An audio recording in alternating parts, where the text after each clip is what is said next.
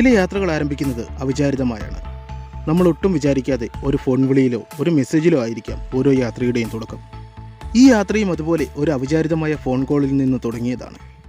On the endless road എന്ന YouTube ചാനലിലെ ഒരു വീഡിയോ കണ്ടിട്ട് വിളിച്ചതാണ് ശിവേട്ടനെ. തിരുവനന്തപുരം സ്വദേശിയായ അദ്ദേഹവും മകനും ഒരു ഓൾ ഇന്ത്യ യാത്രയ്ക്കുള്ള തയ്യാറെടുപ്പിലാണ്. അതിനു മുൻപായി ഒരു ചെറിയ യാത്ര പോയാലോ എന്ന ചോദ്യത്തിൽ നിന്ന് തുടങ്ങിയ യാത്രയാണ് ഇന്ന് ഇങ്ങനെയൊരു സ്ഥലത്ത് വന്ന് നിൽക്കുന്നത്.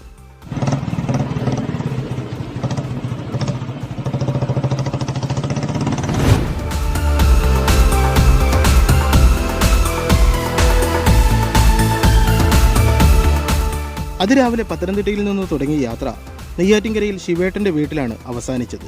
അവിടെ നിന്ന് ഞങ്ങൾ 2 ബൈക്കിലായാണ് യാത്ര തുടങ്ങിയത്. തുടക്കത്തിൽ നമ്മൾ വീഡിയോയിൽ കണ്ടതുപോലെ ബീച്ചിലേക്കുള്ള വഴി നിറയെ ആരോ മാലിന്യം കൊണ്ടുവന്ന് തള്ളിയിട്ടുണ്ടെങ്കിലും അത് കഴിഞ്ഞുള്ള കാഴ്ചകൾ വളരെ മനോഹരമാണ്.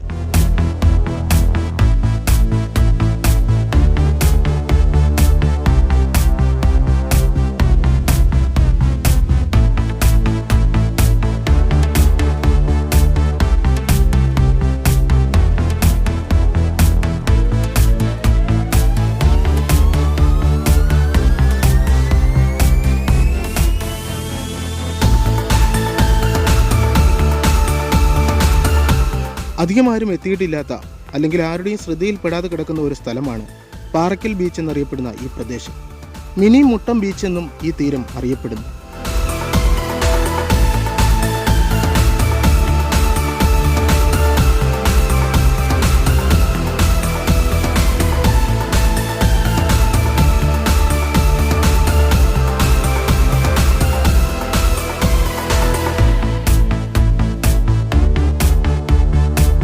വളരെ മനോഹരമായൊരു ബീച്ചാണ് പാറയ്ക്കൽ ബീച്ച്.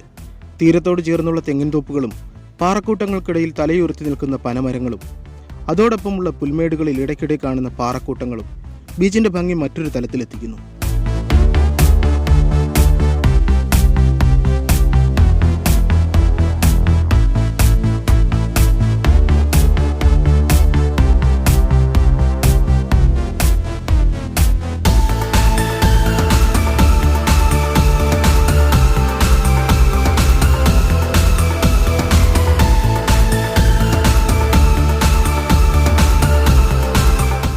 അറബിക്കടലിൻ്റെ തീരത്തുള്ള ബീച്ചുകൾ സന്ദർശിക്കാൻ ഏറ്റവും നല്ല സമയം വൈകുന്നേരമാണെങ്കിലും ഏകദേശം ഉച്ചയോടെയാണ് ഞങ്ങൾ ഇവിടെ എത്തിയത്.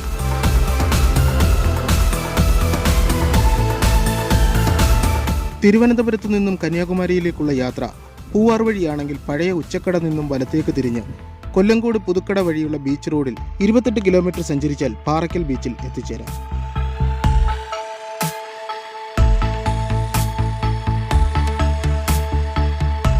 കന്യാകുമാരി ജില്ലയിൽ അറബിക്കടലിന്റെ തീരത്താണ് ഈ ബീച്ച് സ്ഥിതി ചെയ്യുന്നത്.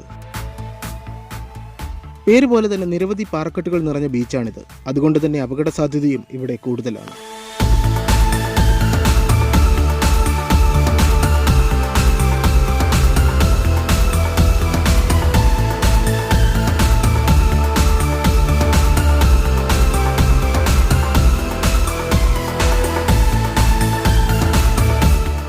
ധനുഷ് അഭിനയിച്ച മരിയാൻ എന്ന തമിഴ് സിനിമയടക്കം നിരവധി ചിത്രങ്ങളുടെ ഭാഗങ്ങൾ ഈ ബീച്ചിൽ ചിത്രീകരിച്ചിട്ടുണ്ട്.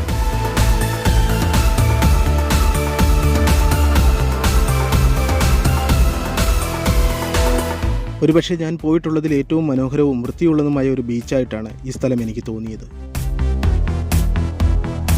പാറക്കെട്ടുകളിലെല്ലാം തന്നെ തമിഴിലും ഇംഗ്ലീഷിലും അപകട സൂചനാ ബോർഡുകൾ സ്ഥാപിച്ചിട്ടുണ്ട്. ഇത്ര മനോഹരമായിട്ടും ഈ ബീച്ച് ആരുടെയും ശ്രദ്ധയിൽപ്പെടാതെ കിടക്കുന്നത് എന്തുകൊണ്ടാണെന്ന് എനിക്ക് ഇതുവരെയും മനസ്സിലായില്ല. ഒരുപക്ഷെ പാറയ്ക്കൽ ബീച്ചിൽ നിന്നും 8 കിലോമീറ്റർ മാറിയുള്ള മുട്ടം ബീച്ച് കൂടുതൽ പ്രശസ്തമായതോടെ പാറയ്ക്കൽ ബീച്ചിനെ പതിയെ ആളുകൾ മറന്നു തുടങ്ങിയതാവാം. അതുമല്ലെങ്കിൽ ഈ ബീച്ചിനെ കുറിച്ച് പലർക്കുമുള്ള അറിവില്ലായ്മയായിരിക്കാം.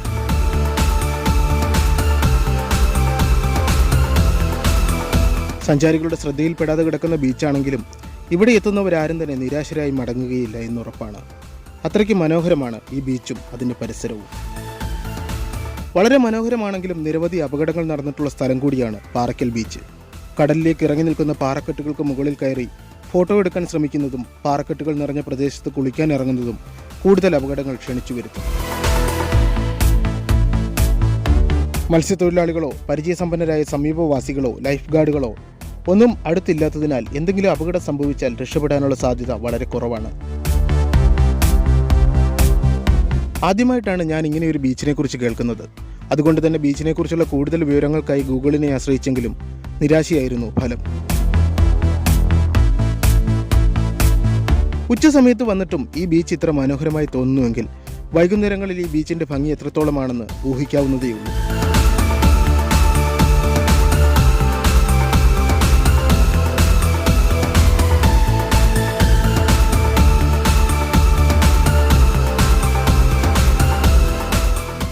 രണ്ട് കിലോമീറ്ററിലധികം നീളമുള്ള പ്രകൃതിദത്ത ബീച്ചാണ് പാറയ്ക്കൽ ബീച്ച്. ഒരു വശത്ത് നിറയെ മണൽ നിറഞ്ഞ പ്രദേശവും ഒരു വശത്ത് പാറക്കെട്ടുകൾ നിറഞ്ഞ പ്രദേശവും ബീച്ചിനെ കൂടുതൽ മനോഹരമാക്കുന്നു.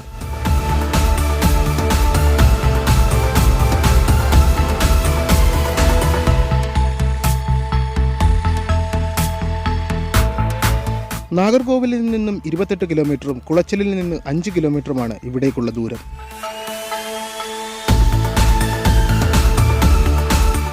പാറയ്ക്കൽ ബീച്ചിലേക്ക് വരുന്നതിന് മുൻപായി തെങ്ങിൻ തോപ്പുകളാൽ നിറഞ്ഞ മറ്റൊരു മനോഹര ഗ്രാമമാണ് തേങ്ങാപ്പട്ടണം. അവിടെ നിന്നും ബീച്ച് റോഡ് വഴി മുൻപ് മറ്റൊരു വഴിയിലൂടെ ഇവിടെ എത്താമായിരുന്നു. എങ്കിലും ഇടയ്ക്കുള്ള ഒരു പാലം തകർന്നതിനാൽ ആ വഴിയിലൂടെ ഇപ്പോൾ ഇവിടേക്ക് എത്തിച്ചേരാൻ സാധിക്കുകയില്ല. ഞങ്ങളിവിടെ എത്തുന്ന സമയത്ത് കുറച്ച് തമിഴ് കുട്ടികൾ ബീച്ചിൽ കുളിക്കാൻ വന്നതല്ലാതെ മറ്റാരും തന്നെ ഇവിടെ ഉണ്ടായിരുന്നില്ല. ഒരുപക്ഷെ അതുകൊണ്ടായിരിക്കാം ഈ ബീച്ച് ഇത്ര മനോഹരമായി കാണപ്പെടുന്നത്. അധികം ആളുകൾ എത്തിച്ചേരാത്ത ഒരു ഇടമായതിനാൽ തിരക്കുകളോ കച്ചവടക്കാരുടെ ശല്യമോ ഒന്നും തന്നെ ഇവിടെയില്ല. 2 കിലോമീറ്റർ ചുറ്റളവിൽ മത്സ്യത്തൊഴിലാളികളോ ലൈഫ് ഗാർഡുകളോ ഒന്നും തന്നെ ഈ ബീച്ചിലില്ല. അടിസ്ഥാന സൗകര്യങ്ങൾ ഒന്നും തന്നെ ഇവിടെയില്ല എന്നതും എടുത്തു പറയേണ്ട കാര്യം തന്നെയാണ്.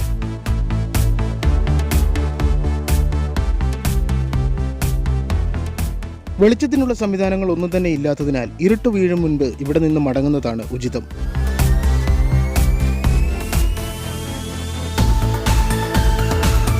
ഇനിയിപ്പോൾ ഈ വീഡിയോ കണ്ടതിന് ശേഷം നിങ്ങൾ ആരെങ്കിലും ഇവിടെ സന്ദർശിക്കുന്നുണ്ടെങ്കിൽ ഈ സ്ഥലത്ത് നിങ്ങളുടേതായ മാലിന്യങ്ങൾ ഒന്നും തന്നെ വലിച്ചെറിയാതെ ശ്രദ്ധിക്കുക. കൂടുതൽ സഞ്ചാരികൾ എത്തുന്നത് വരെയെങ്കിലും ഈ രഹസ്യ ബീച്ചിൻ്റെ ഭംഗി അങ്ങനെ തന്നെ നിലനിൽക്കട്ടെ. ഇനി അടുത്ത യാത്ര കന്യാകുമാരിയിലെ തന്നെ മറ്റൊരു മനോഹര തീരമായ മുട്ടം ബീച്ചിലേക്കാണ്. അവിടുത്തെ കാഴ്ചകളുമായി അടുത്ത എപ്പിസോഡിൽ നിങ്ങളിലേക്ക് എത്തുന്നതാണ്. അതുവരേക്കും നിങ്ങൾക്കെൻ്റെ നമസ്കാരം.